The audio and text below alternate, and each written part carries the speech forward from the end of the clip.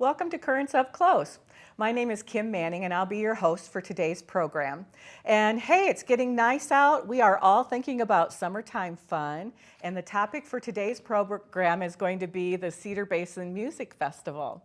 I've got two great guests with me here today, Christina Potratz and Craig Lowy, sorry.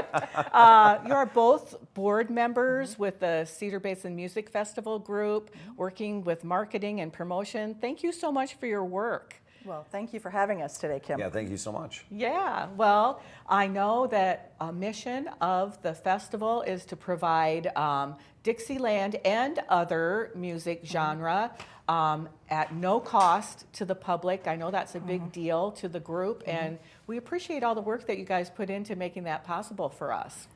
Well, thank you. Yeah. I think, one of the things that Craig and I and the other board members have really enjoyed is the fact that the festival is so well attended and it continues to grow. And so it gave us a lovely opportunity last year to rebrand and actually expand the festival. Sure, yeah. Well, let's start with the date. I like to get that out in front of everyone so that you can get it on your calendars and be sure to attend. It's always the last full weekend in June. Correct. Yeah, so this year will be the 28th, 29th, and 30th. Correct. On two locations, two stages as well. Yes, well, let's talk about that. You've got a lot of entertainment to talk about. Let's kind of get rolling with that. Okay. Christina, why don't you head it off talk with about the the new new Aldea stage? Sure. So we actually kick off the festival at the New Aldea Jazz Stage at 4 p.m. on Friday the 28th with the St. Louis Stompers, followed by the Friday headliner, Petra Van Noy, out of Chicago, great Chicago jazz singer. She's got a great quartet with her this year, so don't miss the headline on Friday. And then 7 o'clock, St. Louis Stompers will retake the stage to finish us out for Friday night. Saturday afternoon, Mike Conrad opens us up at 1 p.m., followed by our very own Saints Dixieland Band at 2 p.m. Petra Van Noy will actually make another appearance at 3, followed by Josh Hackinson, the Sugar Daddies, and the Bob Washut Trio. Sunday, we're starting off bright and early with a Dixieland church service at the Good Shepherd's Chapel located at New Aldea Lifescapes, and that'll feature the St. Louis Stompers. Then the jazz stage opens at 10 a.m. with the Songbook Trio featuring guest vocalist Cynthia Bain from Wartburg, followed by the Sugar Daddies, the St. Louis Stompers again. Alex Pershonen takes the stage at 2. The Saints follow Alex at 3. Christopher's Very Happy Band, featuring Chris Mertz from UNI, takes the stage at 4, and then the Saints close out the jazz stage at 5 p.m. As they should. Yes, yeah. Yes. We're really excited about the jazz stage. We've got Chef Bree cooking up a special jazz brunch on Sunday morning from 10 to 1. It's a full-service bar. Full food, beverage service specials all weekend long. So make sure you stop out and enjoy the easy access and comforts of both inside and outside patio seating. Oh, there's outside as well. Yeah, How this year's a new fun. feature. We actually finished our Faith and Friends garden patio at New Aldea. So we have the big outdoor Teletron TV. All the audio is out there so they can enjoy the sun and the music. Well, that's very nice. That's just been a few years that you started offering both stages. It's kind of nice to have options like that. Yep. Easy parking. Easy parking, easy access, comforts of air conditioning inside. So yeah, as we say at the jazz stage, Basie to crawl, we've got it all. Yeah.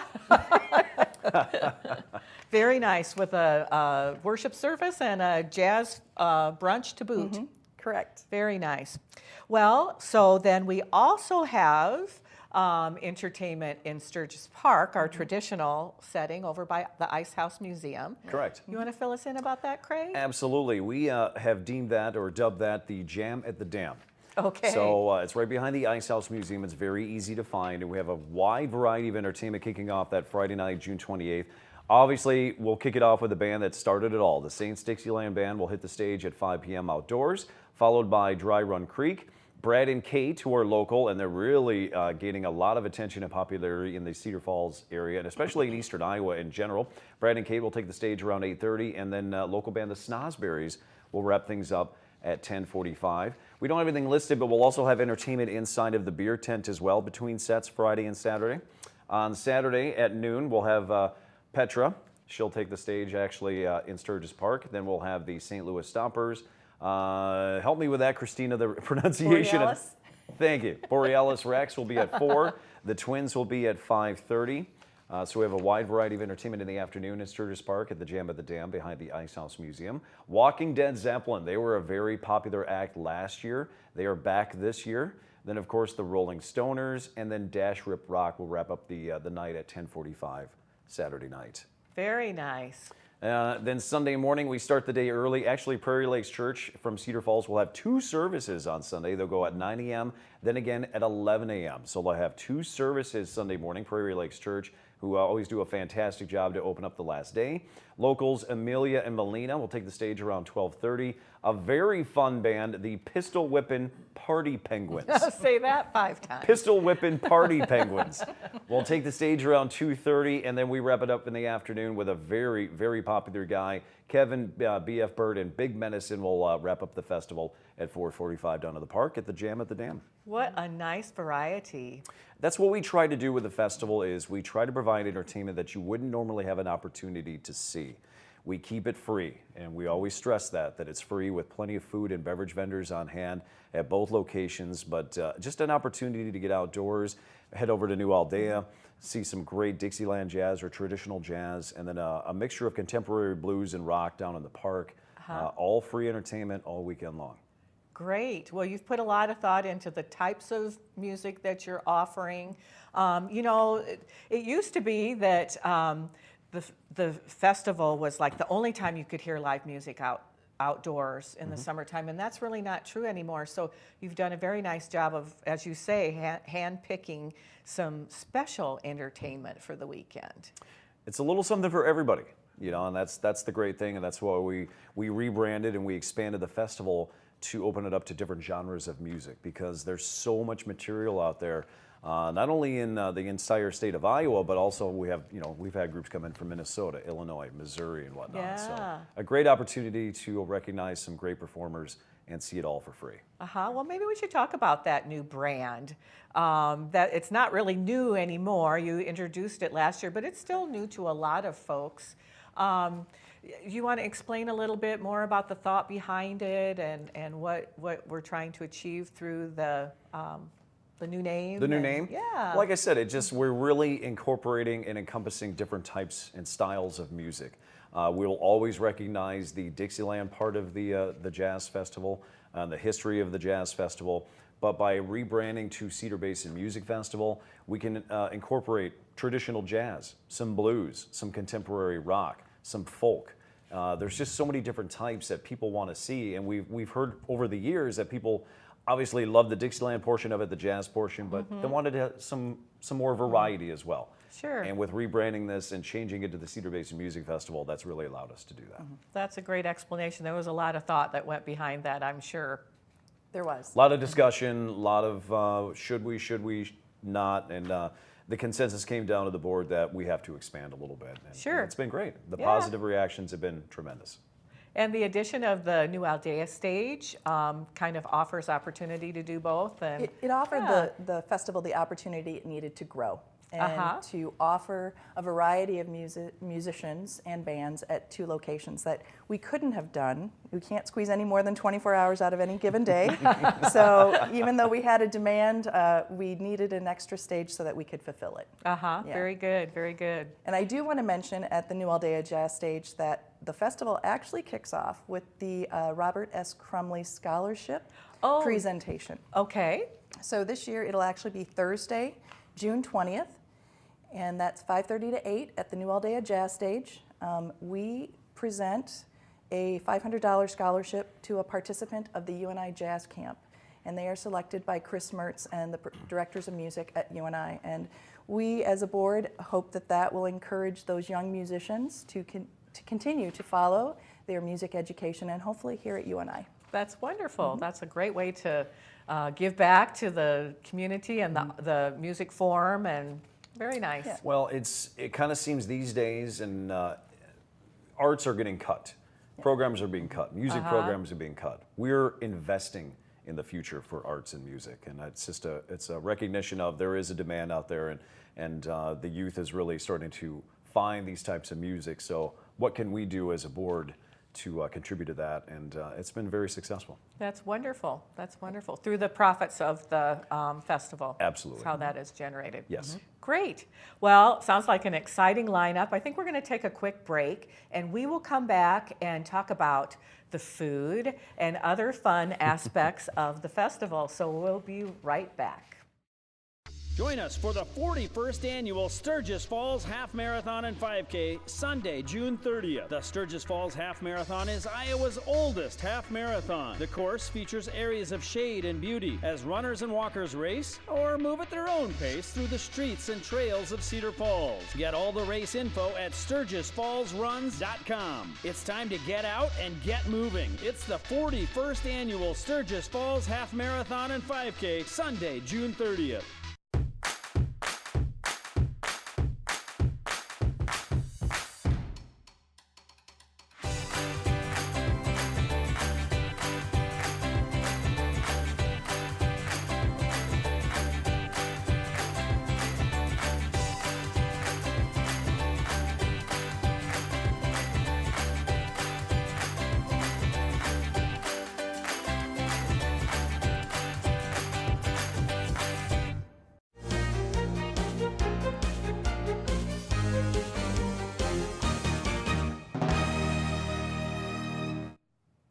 Welcome back to Currents Up Close. If you're just joining us, we're talking about the Cedar Basin Music Festival today, and I've got Christina Potratz and Craig Lowy with me today. They're both members of the Cedar Basin Music Board, and thank you for being with us today. At the top of the show, we talked about the schedule, excellent bands, excellent entertainment coming in both on the Heritage stage at Sturgis Park and the jazz stage at New Aldea, right? Right, Yeah. correct. Well, no festival is complete without food. I mean, that's a big part of the experience. Tell us what we might see. Well, Brian is also on our board. He's the owner of the Cottonwoods in town. So Yeah. he'll have his trailer down there, and he's already coming up with different concoctions for the festival this year. We've got some, the traditional, vendors there. Randall's will be back.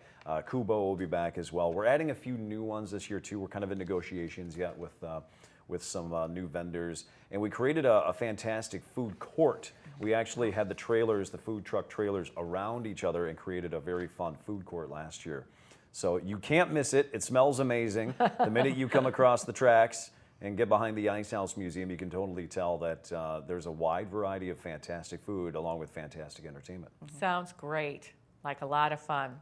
Well, I think we talked earlier about how all of this is available at no charge, and there's a reason for that. You guys work it pretty hard and find a lot of great community supporting sponsors. Maybe we should give a shout out to some of them and how that Dan happens. Deary is a huge sponsor of the festival, and they have been for a long time, so they deserve a lot of kudos for their support with our festival. United Beverage has been a tremendous sponsor. Community Bank and Trust, Standard Distribution, Signs and Designs, ICANN, New Aldea, of course, Great Clips, Blackhawk Roofing Company, and we're working on more. We're inviting more to come down, and we're signing more sponsors.